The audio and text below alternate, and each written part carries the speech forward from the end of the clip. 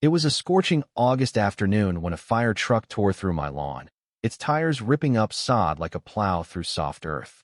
The driver wasn't reckless. He was dodging a new no parking sign that Linda, our HOA president, had planted 2 feet into the road. Sirens screamed, brakes squealed, and the truck's back wheel carved a trench right past my emergency water tank. Firefighters leapt out, yelling for access to the valve. That's when I saw her, Linda, in a floral robe, sunglasses perched on her nose, clutching a glass of orange juice spiked with something stronger. She pointed at my tank and shrieked, "That monstrosity violates our neighborhood's charm." She didn't care that the truck was tapping into it to save lives. She didn't care that my tank had just bailed out Station 12 when the city's water pressure failed.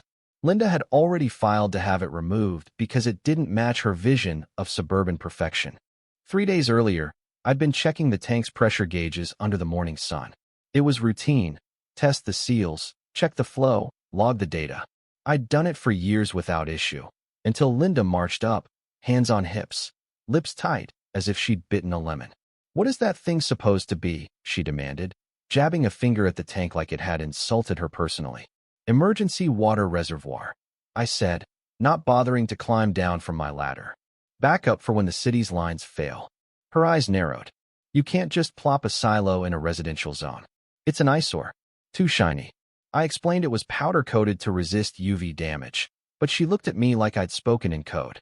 Then she pulled out her phone, and I knew trouble was brewing. Linda had a knack for turning petty gripes into official violations, wielding HOA bylaws like a judge's gavel. By the next morning, 3 citations were tucked under my door. One claimed the tank broke height rules.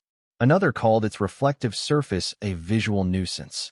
The third accused me of installing non-conforming agricultural equipment.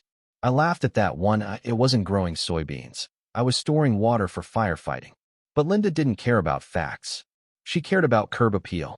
What she didn't know, and what I kept quiet unless absolutely necessary, was that the tank wasn't just a hobby. I'd built it under a discreet contract with the county's emergency preparedness team. 5 years ago, a fire had left our area without hydrant access due to a pressure drop. The fire department commissioned decentralized backup tanks, and mine was the prototype, designed for urban wildland fire scenarios. It wasn't just my tank, it was part of the fire grid. Linda was trying to dismantle a lifeline because it clashed with her patio parties. She called an emergency HOA meeting, which meant setting up folding chairs in her driveway and promising free wine. 5 neighbors showed up, 3 just for the drinks. Standing on a cooler, Linda declared the tank a threat to property values, tossing out fake stats about homes near unsightly utilities. She waved a petition like it was a court order. I watched from across the street, her energy better suited to a protest march than a suburban squabble. That evening, a building inspector named Tom arrived, clipboard in hand, looking apologetic. "Got a complaint," he said, eyeing the tank. "Zoning violation." I handed him my federal documentation and mentioned the classified use clause. His eyebrows shot up. "You serious?" "As a wildfire in July," I replied. He scribbled a note and promised to escalate it. I knew that meant red tape and delays. But Linda had picked a fight with more than just mesh tangled with a system built to stay hidden until disaster struck. Things got absurd fast. Someone, probably Linda, put up a sign by the tank. "This property devalues yours." Her allies parked in my driveway, snapping selfies with captions like, "Saving our neighborhood's beauty." A kid spray-painted "drained" on the tank. I cleaned it off in an hour, but it wasn't the vandalism that burned, might was their ignorance. They didn't know what the tank was for. Then came the fire. The city's water lines choked under a heat wave, pressure dropping within minutes. Station 12 activated my tank. The fire truck roared in, swerving onto my lawn again. The crew knew the tank's coordinates by heart. As they hooked up the pumper, water hissing through the system, Linda appeared not to help, but to yell about property lines and unauthorized operations. She called the tank a domestic hazard. The firefighters ignored her, and the tank's water blasted toward the flames, saving homes. The next morning, my yard looked like a war zone: tire tracks, scorched flower beds, soot on the tank. But it had worked, delivering thousands of gallons in under 15 minutes. Linda, unfazed, stuffed every mailbox with an HOA newsletter headlined, "Unauthorized tank nearly sparks firestorm." She claimed I'd installed military hardware without oversight, using a blurry photo of the fire truck as evidence. She escalated her complaint to the city's zoning board, pushing for a cease and desist on the tank's use. While I fielded calls from confused officials, Linda went door to door with a petition, spreading rumors about chemicals and experiments. One neighbor called the EPA, another asked if their dog was safe. It was maddening. I called Captain Daniels, the fire marshal who'd approved the tank years ago. He met me on site, brushing past Linda as she waved her papers. "This tank's registered under county ordinance," he said. "Signed off 4 years ago."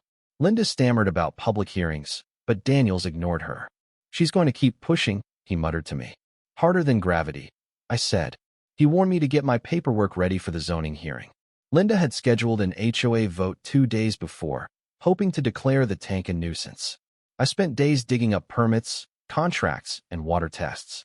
Meanwhile, Linda posted online, calling the tank a terror. Someone egged it. Another tied a fake hazard sign to my fence. I caught a team tampering with the valve and installed cameras after that. At the HOA vote, Linda brought a consultant who claimed the tank could poison the soil. I laid out my evidence: permits, FEMA contracts, a letter from Daniels. "This tank saved your homes," I said. "Vote it out and explain why you dismantled a lifesaver." The room went quiet. Linda pushed for the vote, saying optics matter. It tied, kicking the issue to the city council. 3 days later, a wildfire hit. Alerts screamed red, and I prepped the tank. Linda, unbelievably, called a tow truck to remove it. I stopped the driver with my permits. Then she locked the neighborhood gate, blocking fire trucks. Station 12 cut the lock, and the tank saved the day again as flames neared a school. The video of Linda yelling at firefighters went viral. Reporters swarmed, calling the tank Timber Creek's savior. Linda held a press conference, claiming she was protecting the neighborhood. She even showed a fake diagram of the tank leaking. Captain Daniels countered, revealing her gate locking had endangered lives. The city fined her for obstruction and banned her from HOA roles. Neighbors turned on her, voting her out unanimously after I showed she'd ignored a safety walk 3 years ago. The tank got a mural: fire trucks, gardens, Timber Creek emergency water. The city added a plaque, a first for a private tank. The mayor's office asked me to consult on safety grids. Linda vanished, her house dark, rumors saying she'd moved away. New HOA rules protected emergency systems. The neighborhood felt lighter, united. I added a sign to the tank: function over fiction. It wasn't pretty, but it worked. This fight wasn't just about a tank, it was about ego versus safety. Linda's control obsession nearly cost lives, but truth won. What do you think about power and injustice in communities? Have you faced someone like Linda? Share your thoughts below. Let's hear your stand.